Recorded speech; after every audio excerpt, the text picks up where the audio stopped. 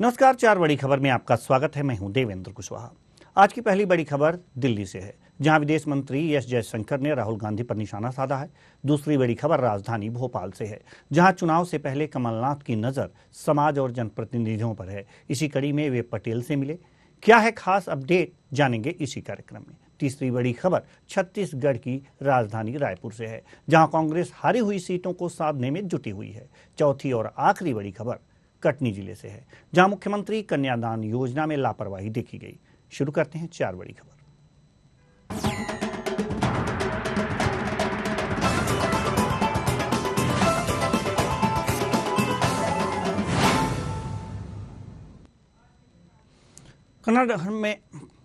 Canada में देश की भूतपूर्व प्रधानमंत्री इंदिरा गांधी की हत्या की झांकी निकालने के मामले पर विदेश मंत्री डॉक्टर एस जयशंकर ने भारत का रुख साफ किया है।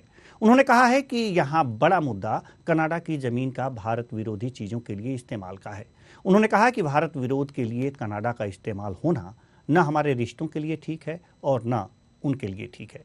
इस मामले पर विदेश मंत्रालय की ओर से कहा गया है कि इस मुद्दे पर कह सकते हैं कि उल्टा चोर कोतवाल को डांटे। इसके अलावा विदेश मंत्री ने कहा है कि दुनिया देख रही है कि भारत एक मजबूत लोकतंत्र है, लेकिन राहुल गांधी जब बाहर जाते हैं तो इसकी आलोचना में बोलते हैं, क्योंकि जब देश में उनकी बात नहीं चलती है तो उनको लगता है कि विदेश में इसके खिलाफ समर्थन हासिल किया जा सके। उनकी आदत है कि वो जब बाहर जाते हैं कि वो देश की आलोचना करते हैं, हमारी राजनीति के बारे में टिप्पणी करते हैं। तो जो आपका प्रश्न है कि दूसरों पे इसका क्या असर पड़ता है, अब दुनिया हमें देख रही है और दुनिया क्या देख रही है? दुनिया देख रही है कि इस देश में चुनाव होते हैं। चुनाव में कभी एक पार्टी जीतती है, कभी दूसरी पार्टी जीतती। तो अगर देश में डेमोक्रेसी नहीं है तो ये ऐसा परिवर्तन तो आना नहीं चाहिए ना। हर चुनाव का रिजल्ट एक ही होना चाहिए। वैसे 24 का चुनाव रिजल्ट तो वही होगा, हमें पता है। हाँ, पर अगर आप देखें जो ये पूरा नैरेटिव जो है, हाँ, ये हमारे यहाँ एक देश में नैरेटिव बना है, और जब ये नैरेटिव देश में नहीं चलता या कम चलता है तो इसको बाहर ले जाते हैं, और उनकी अपेक्षा है कि बाहर का सपोर्ट जो है वो देश में चलेगा। मुझे लगता है कि यहाँ आम नागरिक जो है, जो देखिए हमारे यहाँ जितनी भी आप बीच में हमारे यहाँ डेमोक्रेसी है, आपका कुछ भी होगा, मेरा कुछ भी होगा, आपकी पॉलिटिक्स कुछ होगी, हमारी कुछ होगी। हमें देश में जो करें मुझे इसमें कोई इतराज नहीं, पर मुझे नहीं लगता कि बाहर जाके देश की पॉलिटिक्स को बाहर ले जाना देश के हित में, और मुझे नहीं लगता कि उनकी क्रेडिबिलिटी उसके कारण बढ़ेगी। इस खबर पर ज्यादा जानकारी के लिए हमारे राजनीतिक विश्लेषक डॉक्टर आलोक सोती हमारे साथ जुड़े हुए हैं। जी डॉक्टर आलोक सोती, हम आपसे जानना चाहते हैं कि एस जयशंकर ने जो भारत का रुख स्पष्ट किया है, कनाडा में जो भारत विरोधी कार्य किए जा रहे हैं, उस पर क्या कनाडा के ऊपर कुछ प्रभाव पड़ने वाला है? देखिए देवेंद्र जी, कनाडा में कोई आज से नहीं पड़ा है, बल्कि अगर आप देखें कि जब 80 के दशक में जब यहाँ पे पंजाब प्रॉब्लम हो रही थी, तब आपने देखा था कि एक पूरा का पूरा बोइंग प्लेन जो था वो बम से उड़ा कनाडा के टोरंटो से चला था, जिसका नाम कनिक्स था। उसको डेट नहीं याद आ रही, लेकिन उसके हमें चिन्ह नजर आ रहे हैं कि किस तरीके से फूटा था और अटलांटिक में गिरा था। तो हमेशा जो है कनाडा एक ऐसा देश रहा है कि जहां से जो है भारत विरोधी कुछ ना कुछ चलता रहता है। और आपको थोड़ा सा आपको और पृष्ठभूमि में और राजनीतिक की जो कनाडा की उसको थोड़ी समझनी पड़ेगी कि देखिए जो पाकिस्तान है, जो कि भारत का हमेशा से विरोध रहा है, और उसने जो है हमेशा खालिस्तान का समर्थन किया है और कश्मीर के मुद्दे पे अपनी उसने जिंदगी बर्बाद की है। तो वहां से जितने भी जो बड़े लोग थे, चाहे आईएसआई के हेड हो, चाहे आर्मी के हो, वो भाग के या तो यूरोप जाते हैं या तो अमेरिका जाते हैं। कनाडा में जाके बसना उनके लिए बहुत आसान रहता है, और वहां जब बसते हैं तो वो पुराना रिटायरमेंट के बाद भी वही अपना एजेंडा चलाते रहते हैं। और आपने देखा था अभी जो कृषि कानून के विरोध में जो भी आंदोलन हुआ था, वो भी जो है कनाडा से फाइनेंस हुआ था। और आपने देखा था कि किस तरीके से 15 अगस्त के दिन, 26 जनवरी के दिन जिस तरीके से लाल किले पे जो है घेरा गया था, और वो चीज वहां पे दिखती है। थोड़ा सा मैं और आपको इलिबरेट करा दूं अगर समय हो कि जो कनाडा की पॉलिटिकल सिस्टम है वो कहने को डेमोक्रेटिक लेकिन डेमोक्रेटिक नहीं है, क्योंकि वहां की आम जनता जो है वो इंटरेस्ट ही नहीं लेती है। उससे पूछो तुम्हारे प्रधानमंत्री और राष्ट्रपति का नाम नहीं मालूम होगा, वो अपने अपने स्वार्थ में अपनी लाइफ में रहती है। जो जस्टिस ट्रूडो साहब हैं, यानी कि जैसे अगर ऐसा समझा जाए कि जो व्यापारी लोग हैं जैसे अपने के अंबानी अडानी साहब हैं, वैसे ही चला ऐसे ही देश जो है ये आपका कनाडा चलता है। जस्टिस ट्रूडो भी एक बहुत बड़े बिजनेस से आते हैं और उनका एक क्लाउड है, उन लोगों का एक ग्रुप है जो है अपने हितों की रक्षा करने के लिए अमेरिका से संबंध बना के वो चीजों को चलाते हैं। बेसिक कम्युनिटीज जो है आम जनता को देते हैं, जनता खुश है, उसमें कोई दिक्कत की बात नहीं है। ऐसे में आपने देखा कि जिस तरीके से भारत विरोधी खालिस्तान के समर्थन के जो भी हो सकता है वहां से हमेशा चला आ रहा है, अभी देखा कि कुछ समय में जो है ज्यादा हो गया है और जिस तरीके का कठोर जवाब दे रहे हैं, जिस तरीके डॉक्टर जयशंकर साहब दे रहे हैं, ये चीजें पहले देखने को नहीं मिलती, अब देखने को मिलती है। लेकिन सवाल यह है कि आखिर इस तरह के से जो कनाडा से भारत विरोधी गतिविधियां संचालित होती हैं उस पर अंकुश लगाने का एक और तरीका है, जैसे कि आप कह रहे हैं कि बिजनेसमैन वहां पर काफ़ी ज़्यादा है और इस तरह से ज़्यादा आम जनता को इसका कुछ खास असर नहीं होता। तो क्या अगर जो व्यापार पर कुछ अंकुश भारत लगाए तो इस पर अंकुश लगाया जा सकता है, इस तरह की गतिविधियों को रोका जा सकता है? देखिए वहां पे हम रिफरेंस टू इंडिया नहीं कहेंगे, लेकिन एक घटना का हम जिक्र करेंगे कि जब यहाँ पे आंदोलन हुआ था और जो है ट्रैक्टर्स जो रहे थे, तो वहां पे कुछ दिनों के बाद आपने एक आंदोलन ट्रकर का आंदोलन देखा था, जिन्होंने ट्रकों ने जस्टिस ट्रूडो का जो है घर और जो पार्लियामेंट थी उसको भी घेर लिया था। वो कहाँ गायब हो गए थे, एक हफ्ते तक उनको पता ही नहीं चला था। तो ऐसी चीजें होती रहती हैं, लेकिन इसको हमको आप समझ रहे हैं कि हमको ज्यादा कह नहीं सकते, आप समझ रहे हैं। और जो आप कह रहे हैं कि व्यापार की बात है, हाँ इंडिया का जो कनाडा से व्यापार है वो बहुत ही कम है। और आप देख रहे हैं कि धीरे धीरे एक समय ये था कि जो पेनिसिलिन हम लोग इंपोर्ट किया करते थे 74-75 में, आज ये आ गई कि जो कोविड की जो वैक्सीन थी वो हम लोग एक्सपोर्ट कर रहे हैं। तो ऐसा नहीं है कि कनाडा बहुत बड़ा है, डेवलप्ड है, उनके आबादी कम है, बहुत फैला हुआ है, उनकी अपनी भौगोलिक और जोग्राफिकली प्रॉब्लम्स है, लेकिन जहाँ बात है हिंदुस्तान अब काफी आगे बढ़ गया है और उसमें जो है आप ऐसा नहीं कह सकते हैं कि हम कनाडा पे डिपेंडेंट हैं। हाँ, कनाडा को बहुत सी चीजें अब हिंदुस्तान से जरूरत पड़ती हैं और राजनीति में आप देख रहे हैं जिस तरीके की समय सरकार उपस्थित है वो अपना करारा जवाब देना उसको आता है। जी, बहुत बहुत धन्यवाद इस तमाम जानकारी के लिए, हमसे बातचीत के लिए। तो अब रुख करते हैं दूसरी बड़ी खबर की ओर। मध्य प्रदेश में साल के अंत में विधानसभा चुनाव होना है, इसे लेकर सियासी दलों की तैयारी तेज हो गई है। कांग्रेस ने विभिन्न समाज और उसके प्रतिनिधियों के साथ मंथन करना शुरू कर दिया है। हम बात कर रहे हैं पटेल समाज के सम्मेलन की। मध्य प्रदेश में आदर्श ग्रामीण पटेल संघ की ओर से भोपाल में मानस भवन में सम्मेलन का आयोजन किया गया, जिसमें पटेल समाज ने कांग्रेस से मांग की है कि उनका उत्तराधिकारी उनके समाज से ही होना चाहिए। सम्मेलन में पूर्व सीएम कमलनाथ ने कहा कि पटेल समाज को जो काम करता है उनका उत्तराधिकारी उनके समाज से ही होना चाहिए। सरकार बनते ही वे इस पर अमल करेंगे। पटेल समाज के सम्मेलन में कमलनाथ ने कहा कि शिवराज सिंह की पूरी सरकार भ्रष्ट हो गई है, इसलिए भूपेंद्र सिंह पर लोकायुक्त में मामला दर्ज किया गया है। मानदेय की बात करें। आदर्श ग्रामीण पटेल महासंघ द्वारा आज ये कार्यक्रम आयोजित किया गया है। उनके प्रदेश से, समूचे प्रदेश से हजारों की संख्या में पटेल लोग यहाँ उपस्थित हुए हैं। उनके द्वारा प्रदेश कांग्रेस अध्यक्ष पूर्व मुख्यमंत्री आदरणीय कमलनाथ जी से निवेदन किया गया था कि वो उनके कार्यक्रम में मुख्य अतिथि के रूप में पधारें।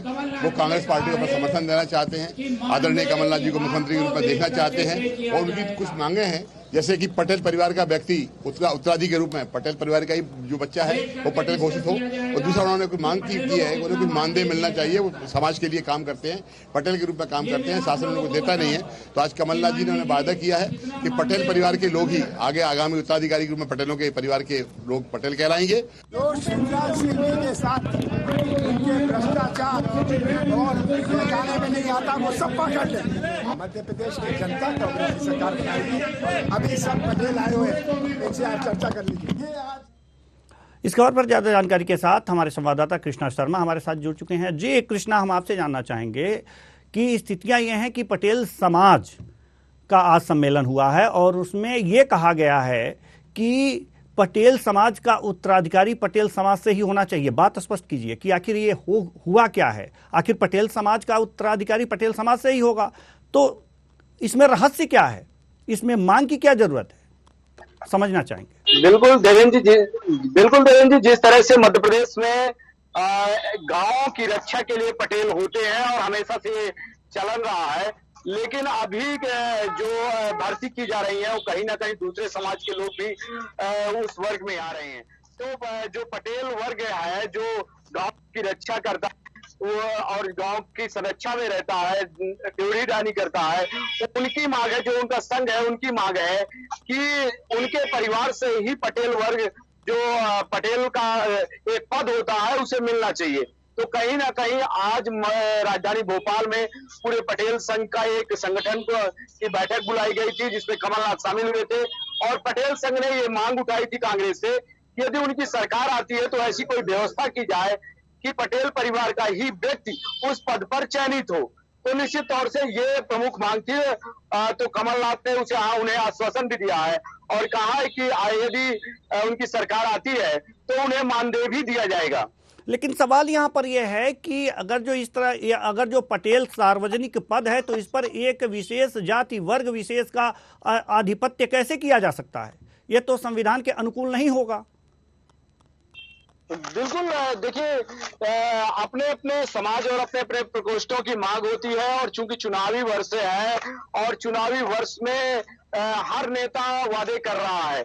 अब देखना होगा कि नियम क्या कहते हैं, क्या संविधान क्या कहता है, एक्ट क्या कहता है, उसके अनुसार ही काम और भर्तियां होती हैं।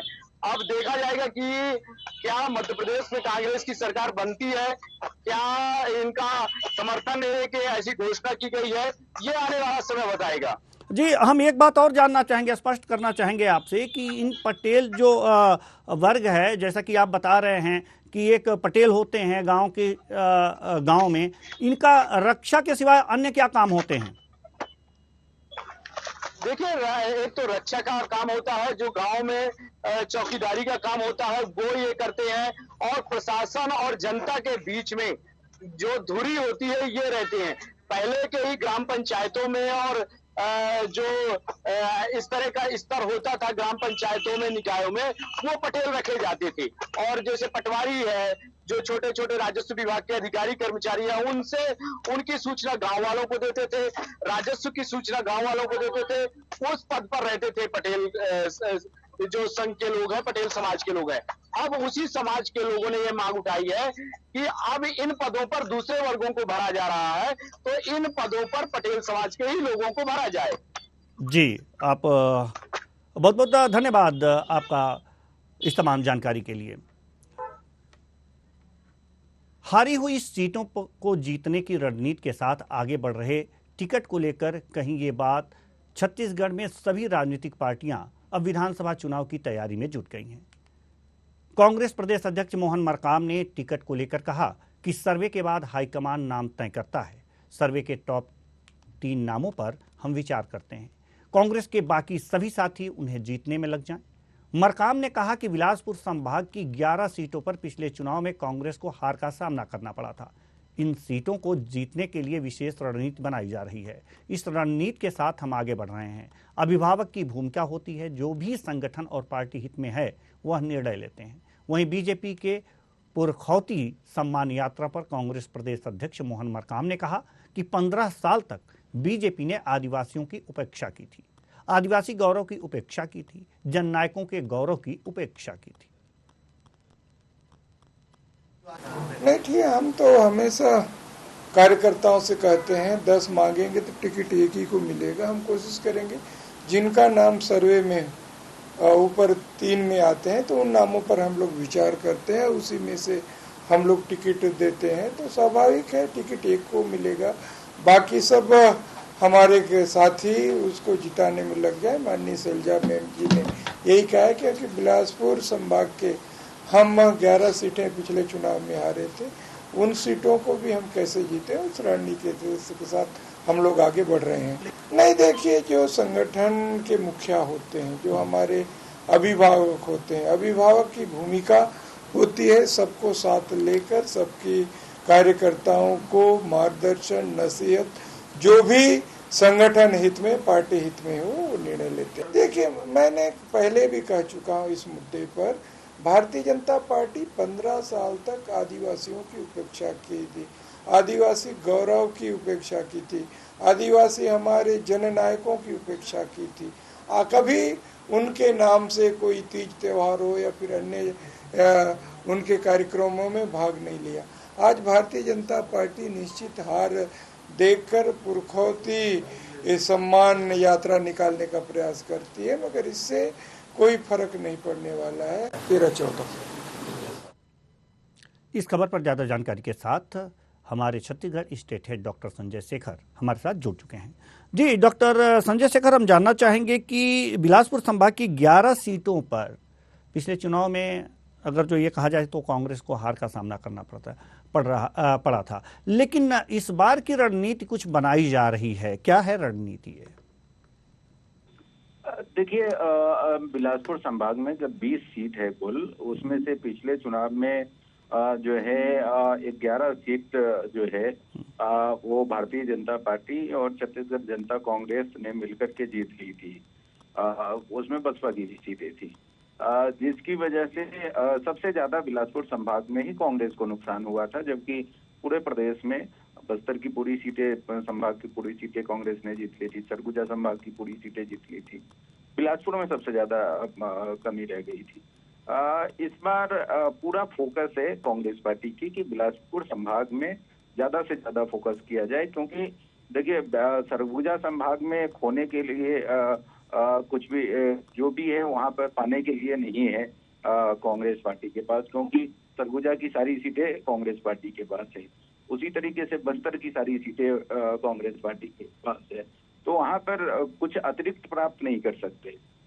लेकिन बिलासपुर में 11 सीट ऐसे है जिस पर कांग्रेस पार्टी नहीं है, तो वहां पर कांग्रेस पार्टी विशेष तौर पे प्रयास कर रही है उन 11 सीटों पे कैसे, एक तो जो 9 सीट है उस पर कब्जा बरकरार रखा जाए, साथ ही 11 सीट में से ज्यादा सीटें जीती जाए।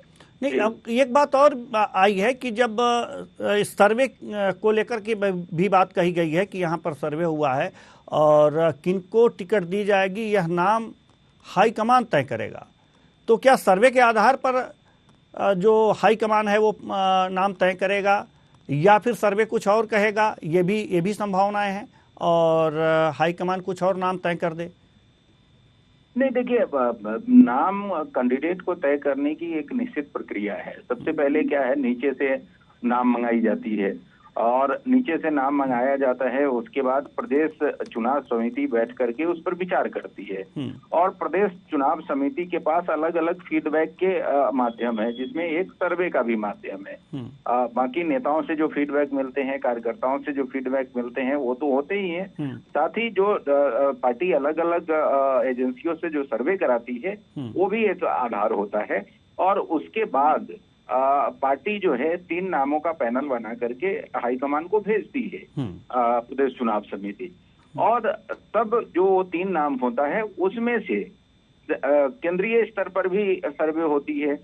तो केंद्रीय स्तर पर जो फीडबैक होता है, जो नेताओं से फीडबैक होता है, जो सर्वे की रिपोर्ट होती है, उसके आधार पर 3 में से एक नाम हाईकमान फाइनल करता है। तो ये पूरी प्रक्रिया है और इसी प्रक्रिया का पालन कमोबेश सभी राजनीतिक दल करते हैं। जी, बहुत बहुत धन्यवाद इस तमाम जानकारी के लिए।